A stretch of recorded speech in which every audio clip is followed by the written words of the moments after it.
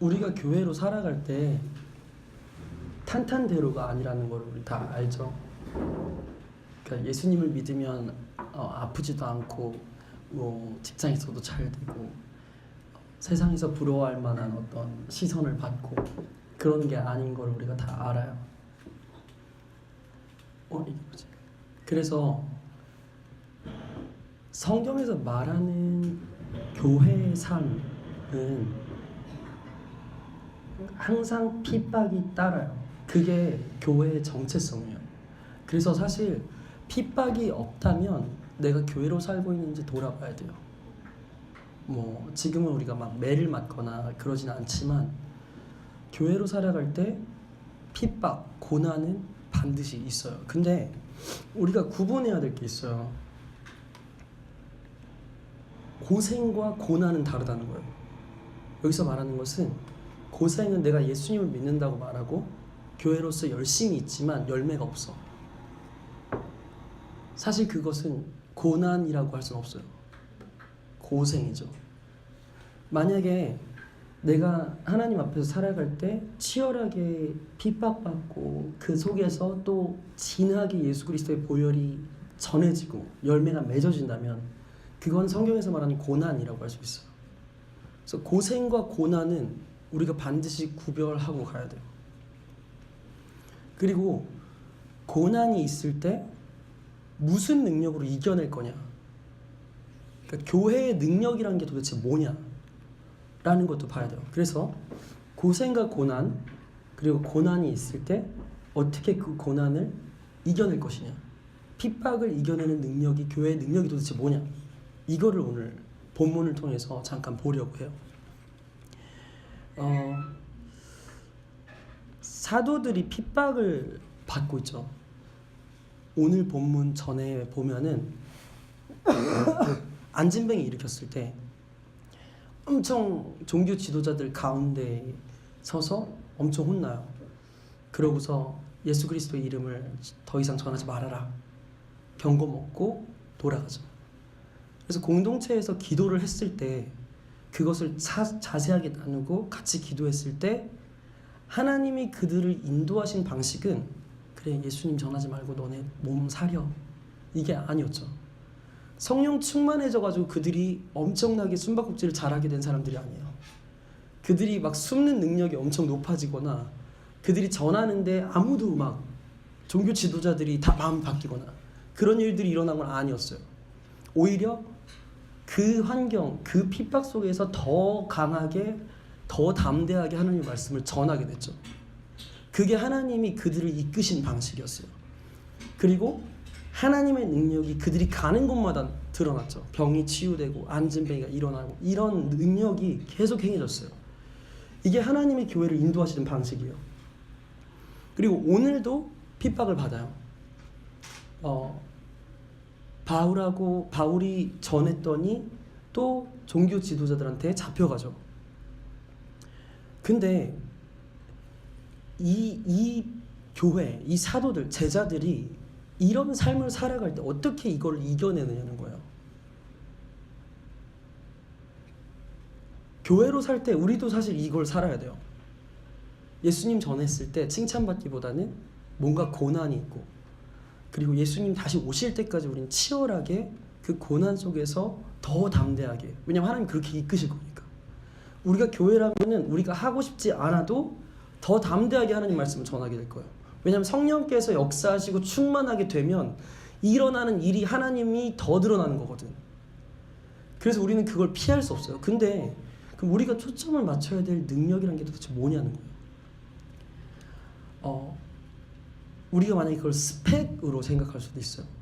개인적으로 직장에서 승진을 하고 영향력 있는 자리에 가서 나를 핍박할 사람들이 없어지는 거, 혹여나 우리가 가지고 있는 커리들이 뭔가 커리어가 더 좋아지는 거, 그리고 우리가 공동체로 보자면 다른 교회들이 막 따를 만하게 교회가 성장한다든지, 다른 교회가 따를 만한 어떤 시스템을 구축한다든지, 뭐 프로그램이 있다든지, 이걸 능력으로 볼 수도 있어요. 근데 우리가 역사를 돌아보면 그 당시의 능력이라고 여겨졌던 그것들은 결국엔 교회 능력이 아니었어요.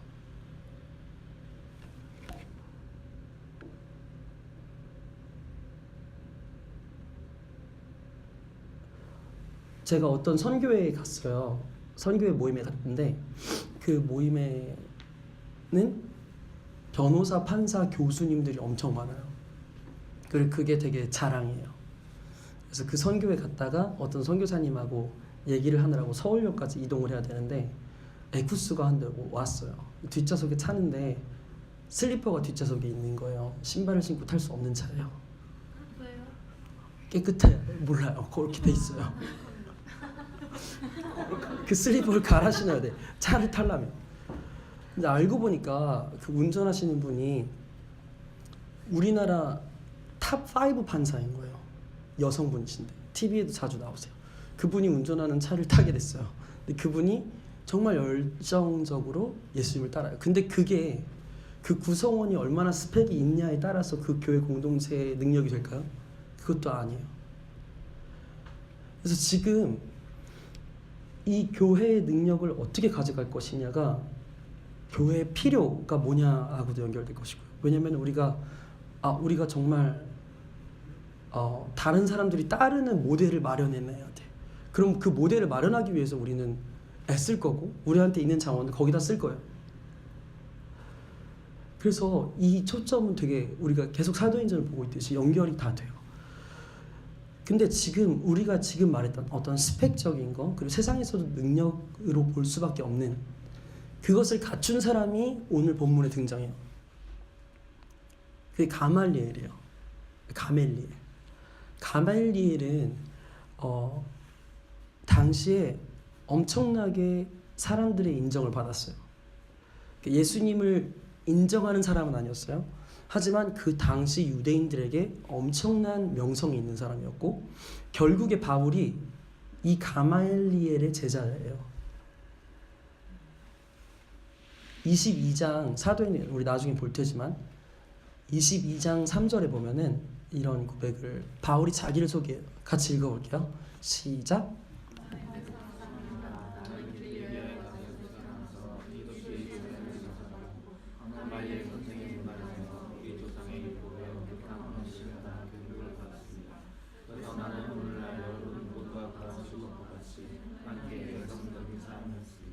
네. 바울이 자기를 소개할 때 가말리엘 선생님의 문하에서 교육받았다. 그 가말리엘이 내 스승이다 라고 소개해요. 그리고 이건 되게 엄청난 거예요. 바울이 내 스승이라고 가말리엘을 소개하고 있어요. 그게 지금 오늘 본문에 등장하는 가말리엘이고요. 이 가말리엘이 오늘 등장을 해서 얘기하는 것도 되게 논리적이에요. 뭐냐면은 그 위원회, 그 소집된 종교 지도자들한테 얘기를 하는 거예요. 그만큼 권위가 있는 사람이었고 얘기할 때 이러는 거죠. 너네 건들지 말아라 일단. 왜냐면 너네 디다라는 애 들어봤지? 그 당시에 있었던 인물이야. 그 디다가 있을 때 그 디다를 따르는 400명의 무리들이 있었잖아. 여기서 따르다는 거는 내 삶을 다해서 따르는 거예요. 그러니까 그냥 뭐 참석하는 정도가 아니라 그 디다라는 사람이 가지고 있는 신념을 올인해서 따라가는 사람들인 거죠. 어떻게 보면 그 사람들의 신앙이고 그 사람들의 삶 전체인 거예요. 근데 그 디다와 그 무리들이 디다가 죽으니까 다 없어졌지 않냐. 너 디다 따르던 사람들 지금 영향력 있는 거 보냐? 없지 않냐. 이 말이에요. 그리고 그 다음에 예시로 낸 게 유다라는 사람이에요. 뭐 인구 조사하는데 이건 하나님의 방법이 아니다. 막 그러면서 사람들한테 막 사람들을 모았어요. 유다라는 사람이.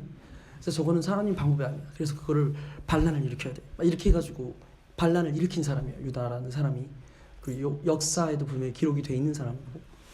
근데 그 사람을 쫓던 사람들도 결국에는 그 유다라는 사람이 죽으니까 다 없어지지 않았냐. 여기서 이 가말리엘이 가지고 있는 되게 지혜롭게 들리잖아요. 그러면서 결론은 이거예요. 하나님이 한 거면 누구도 건드리지 못할 거다. 누가 건드려도 그게 없어지지 않을 거다. 근데 사람이 한 것이면 그것은 우리가 건드리지 않아도 망할 거다. 이게 포인트였어요. 근데 가말리엘이 가지고 있는 엄청나게 치명적인 점이 있어요.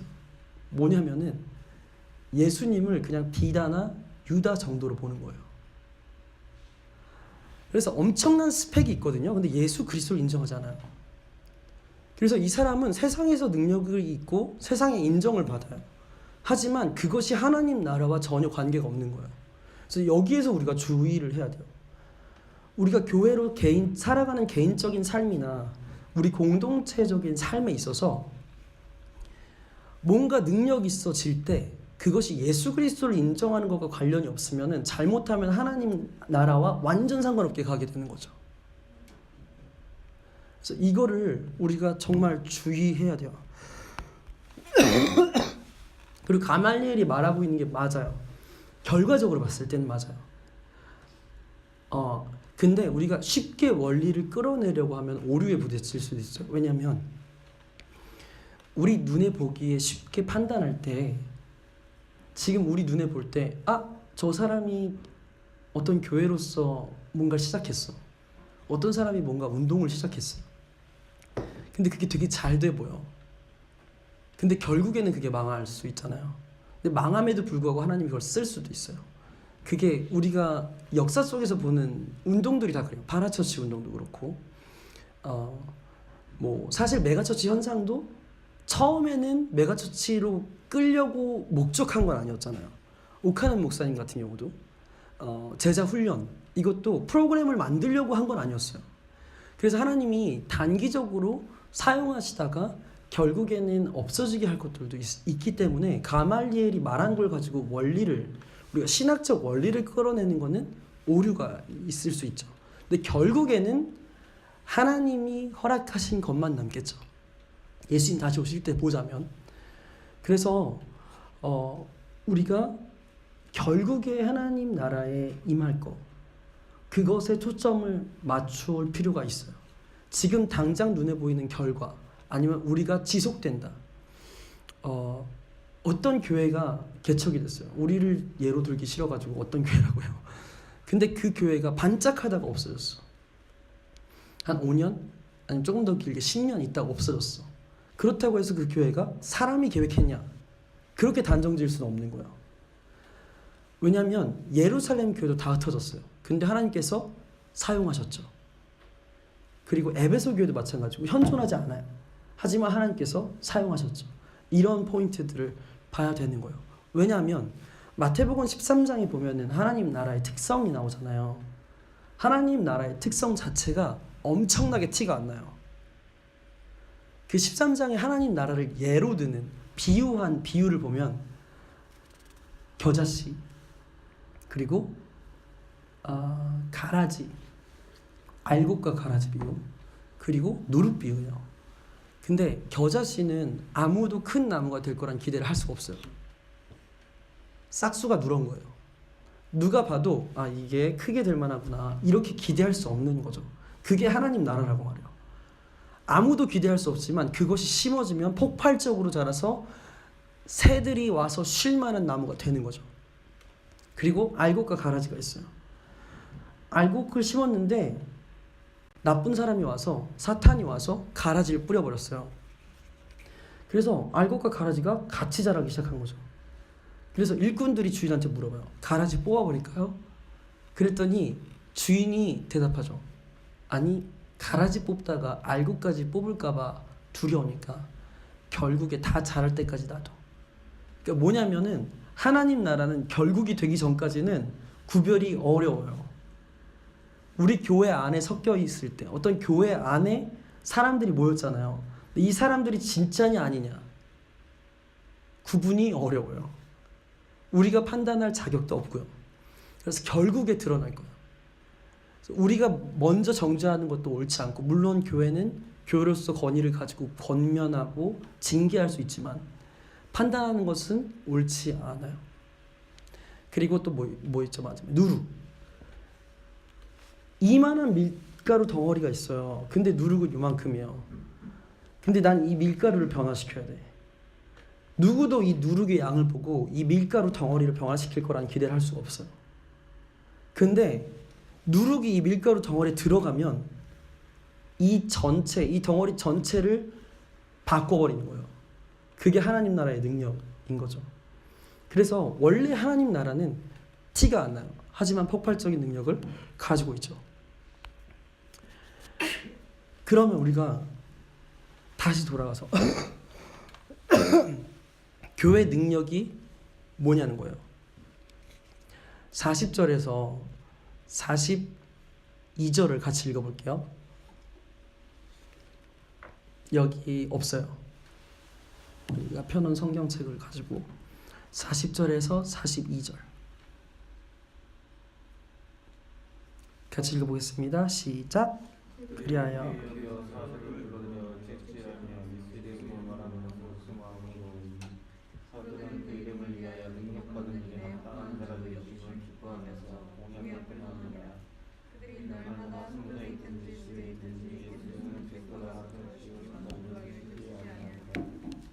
아멘.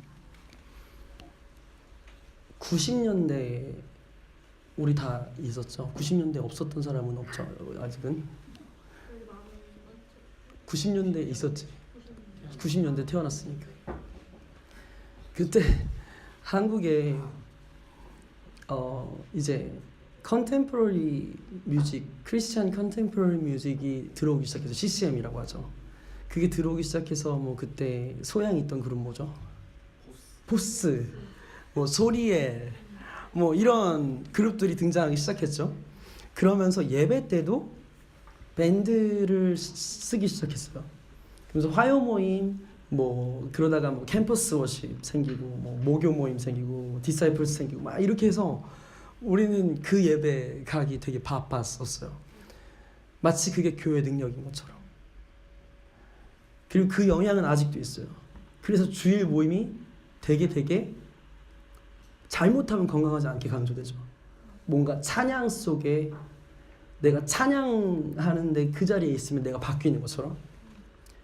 물론 맞지만 일부 맞지만 그게 교회의 능력처럼 여겨졌었어요. 그래서 엄청나게 그 찬양팀을 꾸리는데 엄청난 투자를 했죠. 근데 그러다가 보니까 그 다음에 일어났던 게 이거죠. 잠깐만요. 행사. 그러면서 비슷하게 문화 개방. 그래서 크리스마스 때 우리는 교회에서 살았어요. 크리스마스 준비하느라고. 성극 이런 거 해본 적 있어요? 그냥 학교 끝나면은 교회로 가서 같이 연습하고 막 대본 짜고 막 뮤지컬 짜고 연극하고 막. 그래서 크리스마스 때는 항상 성극을 했죠. 지금은 뭐 많이 없어지긴 했지만. 그러면서 어떤 무대의 문화가 자리 잡기 시작했어요. 그리고 그게 새생명 축제 뭐 이런 식으로 연결이 됐죠. 그리고 그게 마치 교회의 능력인 것처럼 그때 사람들 모으는, 그때 전도 대상자 데리고 와서 이런 식으로 가게 됐어요. 근데 그게 점차 줄어들었죠. 그러면서 영상 매체가 엄청나게 또 발전하기 시작해요. 그래서 교회 안에서도 카메라를 쓰게 되고, 그리고 뭐 자막, 그래픽까지 쓰고, 광고도 막 다른 그쵸, 뉴스처럼 앵커도 나오고 뭐 그래픽도 나오고 그렇게 됐었어요. 그래서 영상팀 막 이런 것들 원래 없었던 그런 것들이 생겨나기 시작했죠. 마치 지금 우리가 교회 능력 보고 있어요. 그러다가 지금은 SNS, 누가 사진 이쁘게 찍어서 이쁘게 올려놓느냐 막 이런 움직임이요. 근데 우리가 이렇게 의존하게 된 어떤 수단적인 것들은 절대 교회의 능력이 될 수가 없어요. 그냥 하나의 수단일 뿐이에요. 그것이 교회의 능력이라면 그것을 통해서 예수님으로 뒤집히는 사람들이 계속 나와야 되고, 그리고 그것이 결국에 하나님께서 하시는 일로 계속해서 이어질 수 있어야 되지만, 이거는 계속 굴곡이 있는 거죠. 시대에 따라서 또 반짝반짝하는 것이고. 사도들은 초대교회 때를 봤을 때, 지금 우리 본문의 그 당시를 봤을 때 어떻게 이걸 이길 수 있었냐는 거예요. 이 사람들이 돌아가서 뭐 컨템포러리 뮤직이 있는 어떤 뭐 밴드 음악이 있는 예배 집회를 해가지고 힘을 얻은 것도 아니고, 그리고 우리 좀 지쳤으니까 우리 공동체가 좀 힘을 얻기 위해서 행사를 좀 하자, 뭐 이렇게 선극을 짠 것도 아니었을 테고, 뭐 그 당시에 뭐 SNS를 활용한 것도 아니고, 어떻게 이 핍박 속에서 계속 살아남을 수 있었냐는 걸 보는 거죠. 근데 되게 우리한테 되게 당연한 말인데 되게 받아들이기 싫은 걸 수도 있어요. 하지만 말씀이니까 같이 볼게요. 40절에 보면 이 사람들이 맞아요. 그래서 이 사람들을 때린 뒤에 예수의 이름으로 말하지 말라고 명령하고 놓아줬죠, 그 종교 지도자들이. 근데 사도들은 오히려 예수의 이름 때문에 모욕을 당할 수 있는 자격을 얻었다고 기뻐해요. 이게 지금 사도들이 가지고 있는 능력 때문에 일어난 태도이자 반응이에요. 뭐 그렇다고 우리가 핍박 받을 때마다 기뻐해라 막 이렇게 뭐라 그러죠? 나르시즘이라고 하나? 받을 때마다 좋아하는 거? 그렇게 가져야 된다라는 게 절대 아니죠. 근데 이때 사도들이 맞은 매가 뭐냐면은, 이 매를 맞다가 죽는 사람이 대다수였어요. 이때 때리는 매는 우리가 막 그냥 사랑의 매 이런 정도가 아니라 채찍에 갈고리 붙어있는 그걸로 맞는 거였죠. 뭐 40에 하나 감한 매, 뭐 사도행전에서도 바울의 고백을 통해서 많이 나오는, 맞다가 죽을 수 있는 매예요. 그러니까 등은 갈기갈기 찢어진 상태예요 지금. 그 갈고리 때문에 등이 남아날 수가 없죠. 그리고 피는 철철 흘리는 상태예요. 그 상태에서 기뻤다는 거죠. 왜냐하면 내가 매 맞은 이 사실 자체가 내가 그리스도를 위해서 살아가고 있다는 게 입증이 되는 거니까 그게 기쁘다는 거예요. 왜 그게 기쁘냐는 거예요.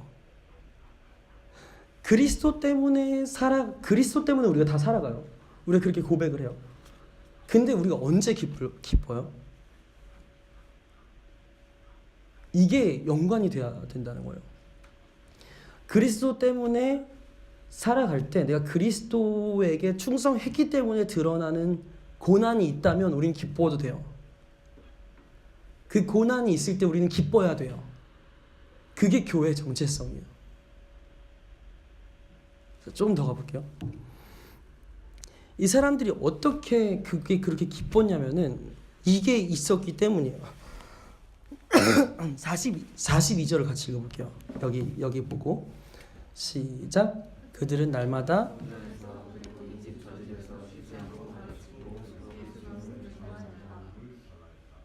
아멘. 만약에 우리가 교회로 살아가는데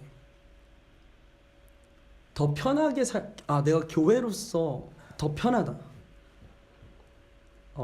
예를 들어서 제가 우리 힐하우스 개척하니까 이제 너무 편해. 이렇게 기뻐한다면, 내가 전에 있던 막 교회에 있을 때는 너무 힘들었는데 힐하우스 개척하니까 너무 편하다.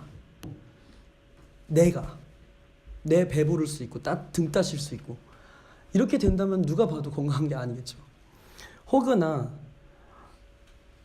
우리가 교회로서 직장에서 더 칭찬받거나 교회로서 더 승진하는 거 물론 좋아요. 하지만 그게 그리스도 때문에 받는 기쁨이라면 그것도 돌아봐야 되겠죠. 혹은 우리가 힐하우스가 너무 잘 됐어. 그래가지고 한국에 있는 교회들 사이에서 유명해졌어요. 그 사람들이 따르려고 해요. 물론 기분은 좋겠지만 그게 예수 그리스도 때문에 기뻐할 만한 것일까라는 건 돌아봐야 된다는 거예요. 그것을 점검하려면 전제돼야 되는 것이 42절이에요. 그들은 날마다 성전에서 그리고 이 집 저 집에서 쉬지 않고 가르치고 예수가 그리스도임을 전하였다. 이거예요. 자, 하나씩 조금 더 자세히 봐볼게요. 날마다 하는 거 있어요. 이 닦는 거. 이 닦는 거에 우리가 다 전문가는 아닐지 몰라도 다 할 줄 알죠. 이를 닦음으로 우리는 뭔가를 씹어 먹을 수 있을 거예요. 오늘도. 날마다 하는 거 있어요. 날마다 하는 거. 날마다 하는 거는 삶을 이끌어가요. 만약에 누군가가 독서를 날마다 해. 시시때때로 독서요. 그러면 그 사람은 그 독서에서 얻은 어떤 그 지혜, 어떤 그런 것들이 삶을 이끌어갈 거예요. 만약에 어떤 사람이 날마다 운동을 해.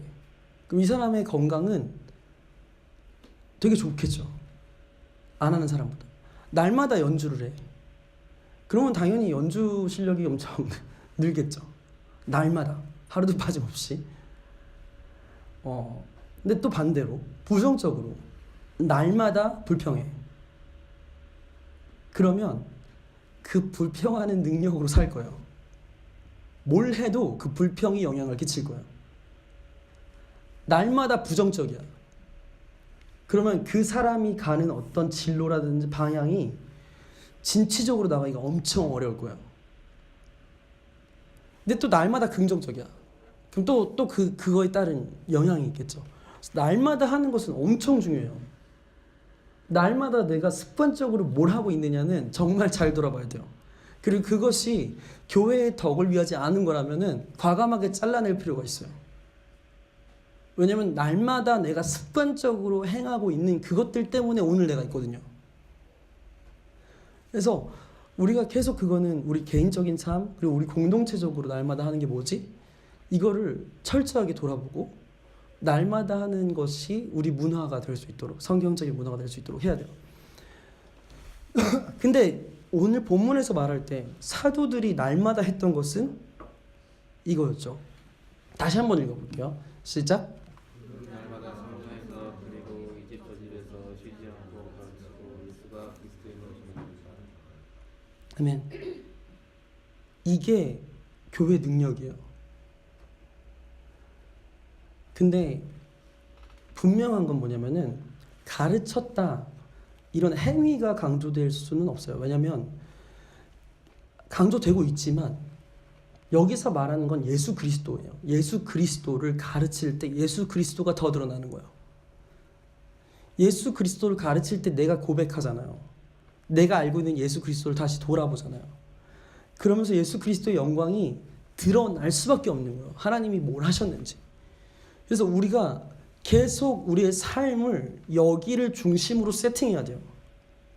만약에 우리가 살아갈 때 나 되게 교회로서 바른 것 같아. 근데 이게 없다면 예수 그리스도를 가르치거나 예수 그리스도가 예수님이 그리스도임을 전하지 않는다면 이거는 내 배 불리는 신앙생활이에요. 엄밀히 말하자면. 그렇게 되면 결국 그 사람은 잘할 수가 없어요. 내가 예수 그리스도를 고백하고 예수 그리스도가 누군지 계속해서 곱씹어 봐야 예수 그리스도로 인해서 살아요. 근데 만약에 나 가르쳐야 돼. 이거 가르치고 음란물 보면 안 돼. 행위적으로 가게 되면은 굉장히 어려워져. 예를 들어서 제가 예은이하고 결혼을 했어요. 근데 순서가 예은이만 보였기 때문에 다른 여자들이 안 보인 거예요. 자, 다시. 예은이가 좋기 때문에 다른 여자들이 눈에 안 들어요. 제가 다른 여자들을 다 차버렸기 때문에 예은이가 남아서 선택한 게 아니에요. 만약 우리가 하나님과의 관계가 부정적인 것들을 다 제거하고 하나님만 남겨놓는다면 그거는 건강한 관계가 되게 어려울 수도 있어요. 제가 다른 여자들 다 안 만나. 근데 예은이만 가운데다 놓고 다른 여자들 다 계속 안 만나. 그런다고 예은이 관계가 좋아지나요? 아니에요. 아니에요. 하나님과 관계도 비슷해요.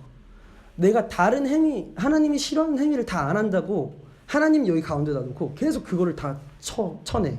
이거 하나님 기뻐하시는 게 아니야. 이거 하나님 기뻐하시는 게 아니야. 그런다고 하나님과 관계가 좋아질까요? 전혀 그렇지 않아요. 내가 예은이를 묵상하면 묵상할수록 예은이가 좋아지는 거예요. 예은이하고 같이 있는 시간이 많아지면 많아질수록 더 좋아지는 거죠. 마찬가지예요. 예수 그리스도를 내가 묵상하면 묵상할수록 그 사랑이 깊어지는 거지.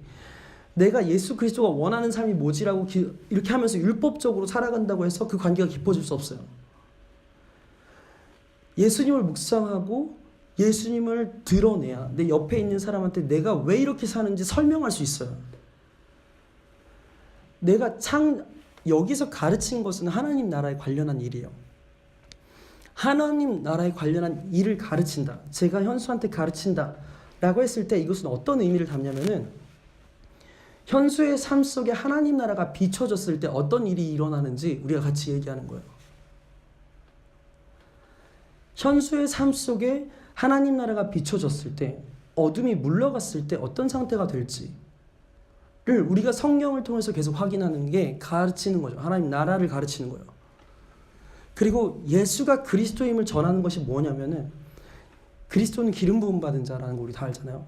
진정한 왕이에요. 최종적인 왕. 예수가 왕이라는 것을 우리가 계속 증거하는 거예요. 우리가 다니고 있는 직장이 너무나 당연하게 사장님이 왕인 것 같잖아요. 하지만 엄밀히 따졌을 때 예수님이 그 직장의 왕이에요.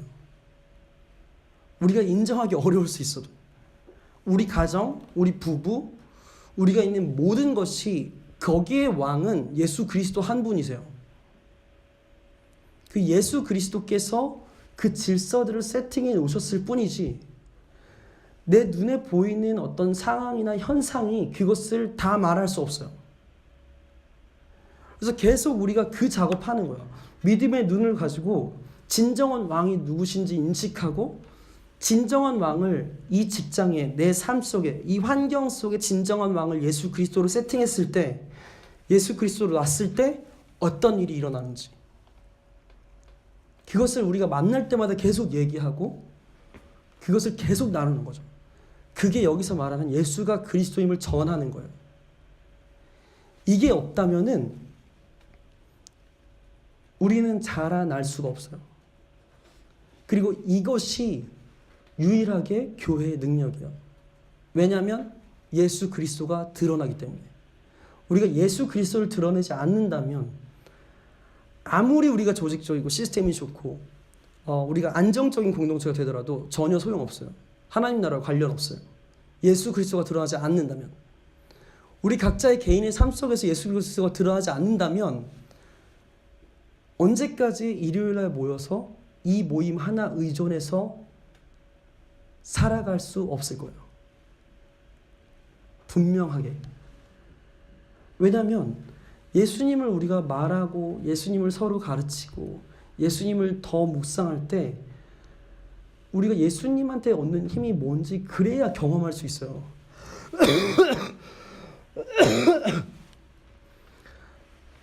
이런 거 있잖아요. 두발 자전거를 타고 싶어요. 그래서 계속 책만 봐. 그런다고 그게 타지지가 않아요. 안장 위에 올라가서 페달을 돌려봐야 이게 이래서 중심이 잡히는구나. 이걸 경험해서 알죠. 책으로 아무리 공부한다고 해도 안 돼요. 교회적 삶이 비슷해요. 이걸 한번 굴려봐야 돼요. 교회적 삶이 뭐지? 성경에서 말하는 게 뭐지? 봤으면 그 삶의 패턴으로 한번 굴려봐야 돼. 그래야 이게 이렇게 달콤하구나. 예수님이 주인이시고 예수님이 왕이신 삶을 산다는 게 이렇게 평안하구나. 그래서 세상이 예수님 없이 절대 느낄 수 없는 담대함과 평안함이 교회에 있는 거구나. 이게 경험되어져야 돼요.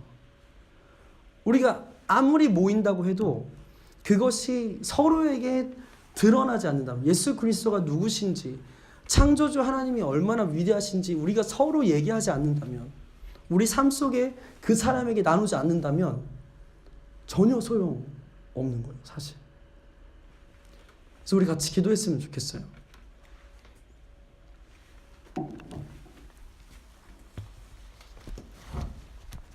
사도들이 이 날마다 예수 그리스도를 전하고 가르치는 일을 할 때 성전에서도 모이고 이 집에서도 모이고 저 집에서도 모였어요. 그래서 결국에는 누군가를 만나는 일이에요. 예수 그리스도가 드러난다는 일은. 그냥 집회를 크게 하는 것도 물론 중요하고 우리가 어떤 많은 사람 앞에서 예수 그리스도를 선포하는 것도 중요해요. 하지만 지금 날마다 사도들이 했던 것은 뭐냐면은 관계예요. 많은 사람들이 성전에서 모일 때, 그리고 이 집에서 모일 때, 저 집에서 모일 때 소그룹으로 대그룹으로 한두 명씩 계속 만남이죠. 그 속에서 계속 예수님 얘기가 진행되는 거예요. 우리가 가지고 있는 문제들이나 우리가 가지고 있는 상황들 속에서 하나님 나라가 비춰졌을 때 어떤 일이 일어나지? 그거 계속 같이 고민하고 그 기도 제목 나누고, 그게 교회의 능력이에요. 우리가 교회를 개척하고 지금 4달이 지났잖아요. 근데 제 안에 어떤 싸움이 있냐면은